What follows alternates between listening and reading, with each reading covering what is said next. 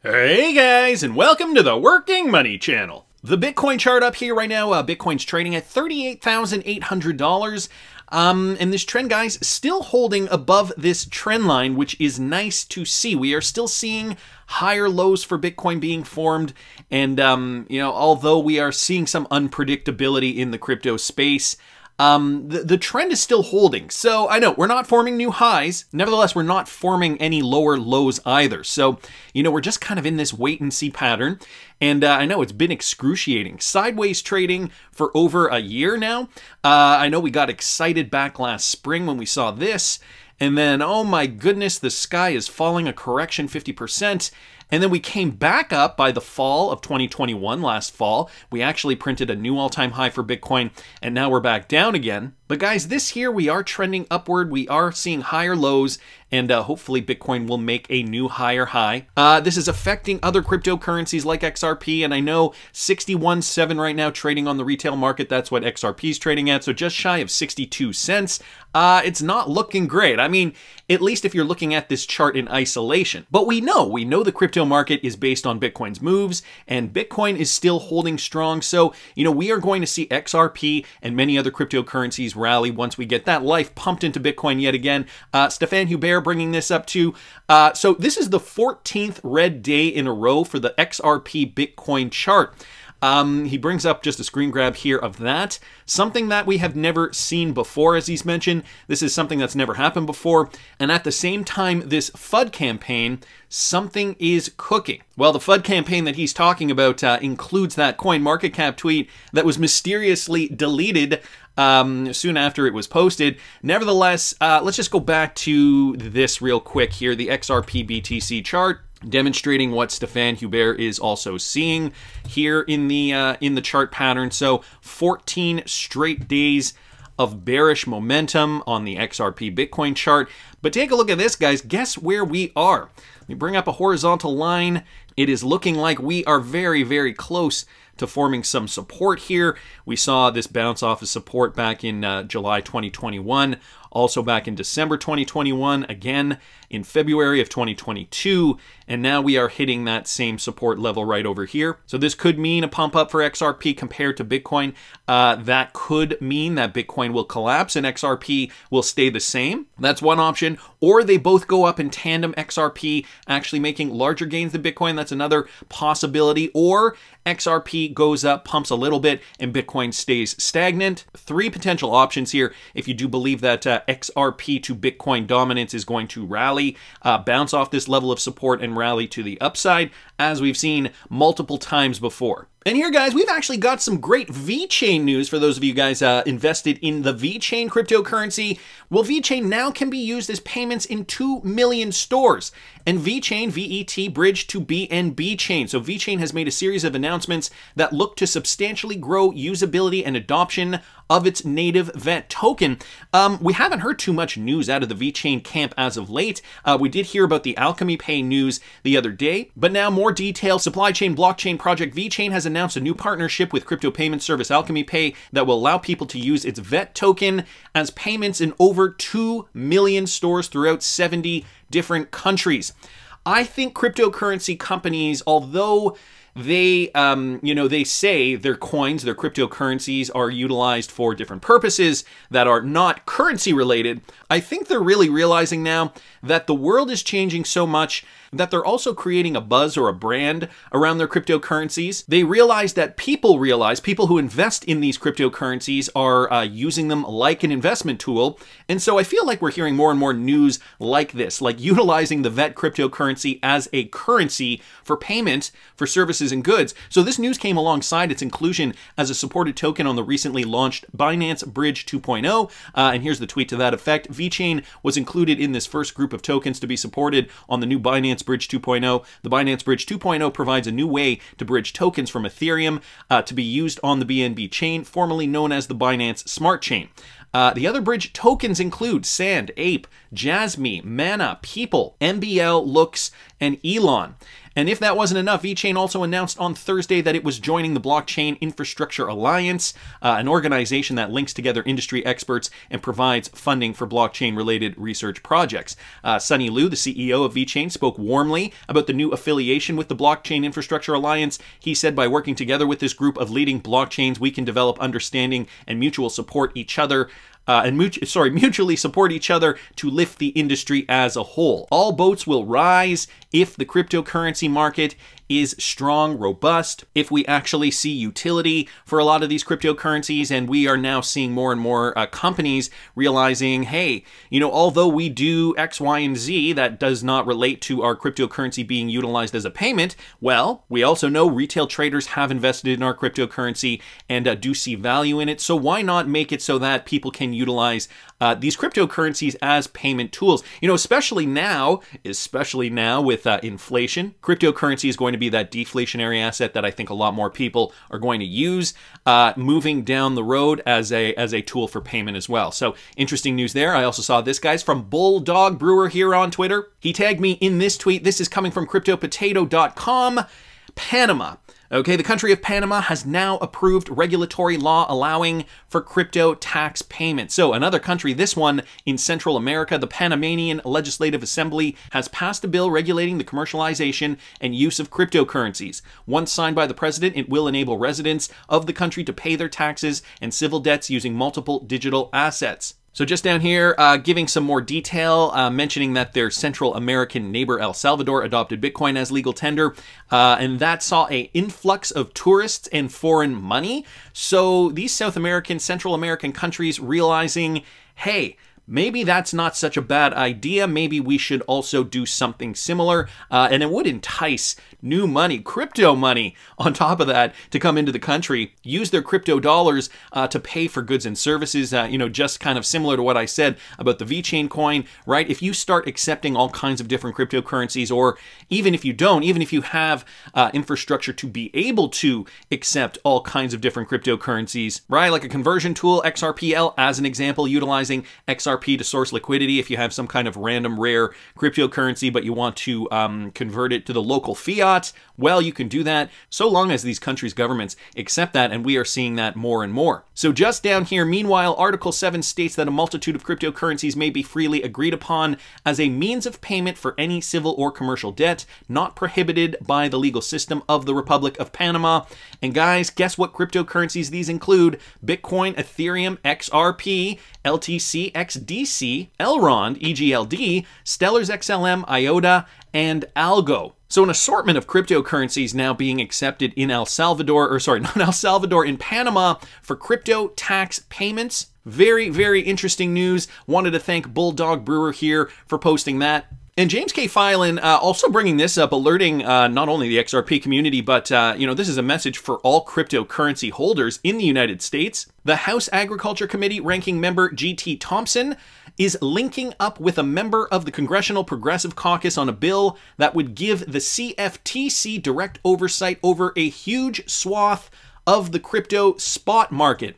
Now, just yesterday, I did a video with a clip of Greg Kidd. Okay, Greg Kidd, he's a former Ripple employee. He holds an equity stake in Ripple, the company. He also holds XRP. He's also an ex-federal regulator. So credentialed up the yin-yang to be talking about what we were discussing in yesterday's video. If you guys did not catch that, it had to do more with the SEC Ripple lawsuit. I'll link that video up here.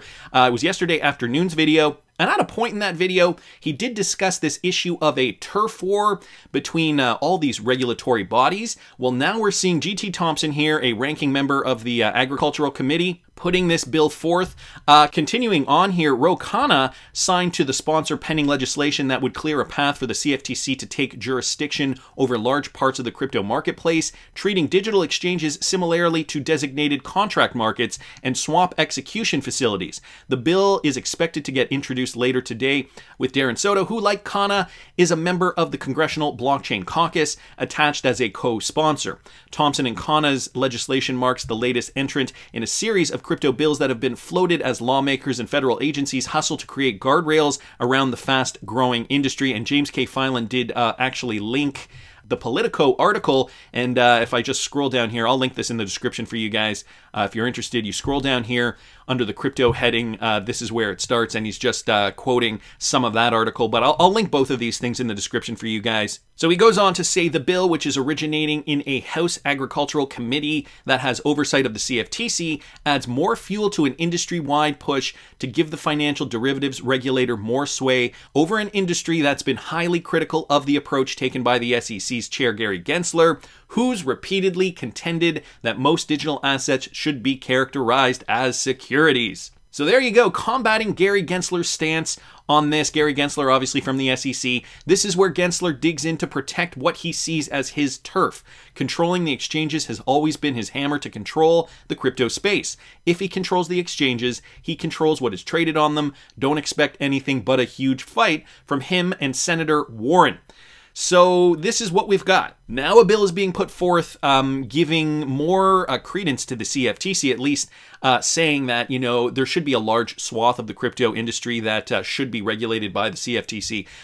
So this is interesting, you know, how this is all developing, considering, too, guys, what we just heard with regards to the Ripple SEC lawsuit. This is going to be a landmark case. And so breaking news suggesting that the lawsuit could tie up sooner than we expected, guys. This from Ant1 here on Twitter. Ripple versus SEC lawsuit ending sooner than expected? Question mark. The judge has just revised the schedule, so the controversial SEC case against Ripple may be over sooner than expected. Judge Annalisa Torres reviewed the summary judgment letter filed by both parties on April 22nd.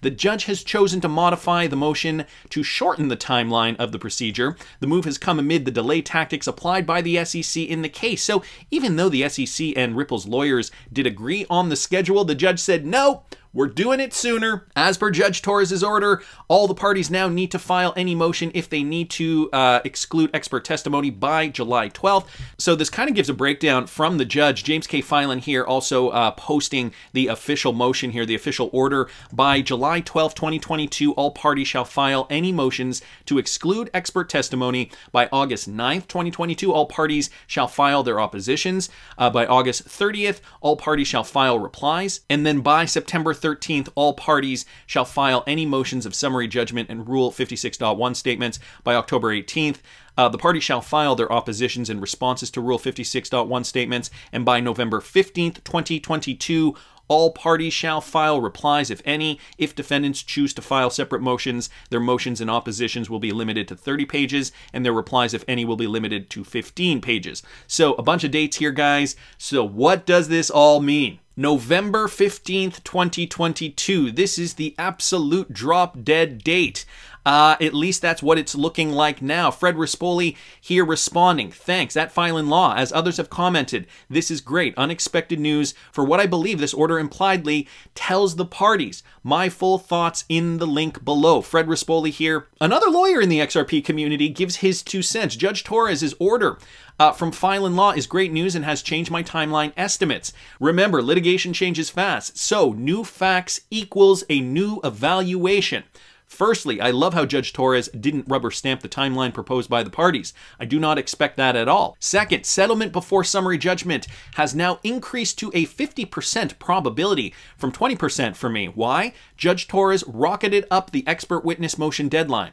It was proposed to be the same as the summary judgment schedule by parties. This is critical because expert testimony will account for 75% of how this lawsuit ends. So there's a lot of importance being placed on the expert testimonies. Of course, this is one of those lawsuits where we need to have or at least the judge needs to have a very detailed and correct understanding of what cryptocurrencies do, because remember, this is all a very, very brand new thing, a brand new sector, essentially. So, you know, the crypto experts are going to be playing a huge role in this, and they're saying that, you know, the results really lie in expert testimony. With expert issues done before summary judgment, all parties will have a better understanding of their chances at summary judgment and, if necessary, trial. Crushing blows or victories on what a party's expert can testify to will significantly impact litigation strategy. Crippling losses by SEC on this front will really put the leverage on the SEC to settle. So that's something else that Fred Rispoli is noticing here. The more the SEC loses, the more the pressure is put on them to settle the case. Now, now when they settle, they might not get everything they want. They're going to come to Ripple's lawyers and be like, okay, we'll give you this. Ripple's lawyers will have to agree or disagree. He goes on to say, and now this will be front-loaded before summary judgment. Obviously, a bad decision can hurt Ripple, but its experts are top-notch, and SECs are, well, let's call them, will say anything for money types. Lastly, as Jeremy Hogan noted, I really think that the summary judgment reply deadline does mean that Judge Torres plans on wrapping up summary judgment before 2023. Before 2023 starts, which has shaved 3 to 4 months off my timeline. This is an outcome I'm glad to have been wrong on. And Jeremy Hogan responding down here, this is the first time she hasn't rubber-stamped a deadline. Caught me off guard also, Fred. I'm glad she chose this one to get involved in. So Jeremy Hogan also noticing this, shaving, what did he say, 3 to 4 months? Off his timeline initially, so being wrapped up before the end of 2023. Some are saying even before the end of Christmas. Jeremy Hogan also chiming in on this. Oh, what a pleasant surprise. Judge Torres has sua sponte, fancy Latin for because she wants to and can, moved up the schedule for summary judgment briefs to November the 15th. What do I take from this? She wants Ripple and the SEC case over before Christmas. So this is what Jeremy Hogan is noticing here. RD here saying, hi, Jeremy. Is it likely to put any timeline pressures on the SEC for settlement purposes? Jeremy Hogan responding, the most likely time for a settlement of any case is in between the end of discovery and the filing of dispositive motions. In our case, guys, and listen to this, in our case, that is basically any time from now until September the 13th. So that is likely when we will see a settlement if we see a settlement. Otherwise, November the 15th, that's the deadline to be paying attention to. Anyone else falling in love with Judge Torres here for scheduling summary judgment briefs on November 15th. So the Xrp lawsuit will end this year. This coming from XRP Crypto Wolf. I'm sure a lot of us are very, very relieved, I think the word is. You know, maybe we can take a bit of a deep breath now that we know that the lawsuit is coming to a close. Finally, it feels like it's been forever. And could we have really waited until 2023? Well, I mean, yes, literally, yes, we could have. But as a community, as XRP holders, I think we can all now take a deep breath. And yeah, I mean, I guess I should exhale too. We shouldn't be popping bottles quite yet. However, it's looking very, very positive, guys. And, you know, I'm glad we got this. I'm glad we're finally getting some kind of good news here. Good news, everything's moving in a positive direction. A lot of people here chiming in on this. Even just scrolling down here in the Jeremy Hogan thread, you notice this. Zach Scott also mentioning, I'm doing my best not to become a riddler and recognize it lines up with the ISO 20022 standard implementation pretty well. However, my beach house may be adding a Judge Torres statue next to a Hogan one. So what else is happening in 2022, guys? Let's not forget the implementation for ISO 20022. The standard is brought to us by Jameel Kays here on Twitter. What if, given today's court decision for November and how it lines up with this migration schedule? Bringing us back to the ISO 20022. Now, it has been pushed. This is an older screen grab. I forget where somebody actually posted somebody posted, what was it? It was a screen grab of the ISO 20022. Right, it was here from Tavares Jones. From Swift's webpage, in line with the adoption timeline agreed within our community, Swift will enable ISO 20022 messages for cross-border payments and cash reporting businesses, and this is happening for general availability in November of 2022. So interesting to say the least. I mean, it could be that, you know, they want to keep everything on schedule. However, I think lots is coming out. The judge is getting impatient. It's pretty clear that the SEC has been trying to stall for all these months. And, you know, it doesn't help when we've got Twitter sleuths uncovering even more shady business with regards to the SEC. This from Stefan Hubert. You won't believe what I just found. JP Morgan, Alibaba, Swift, they all partnered in 2017 to revolutionize cross-border payments with guess which project?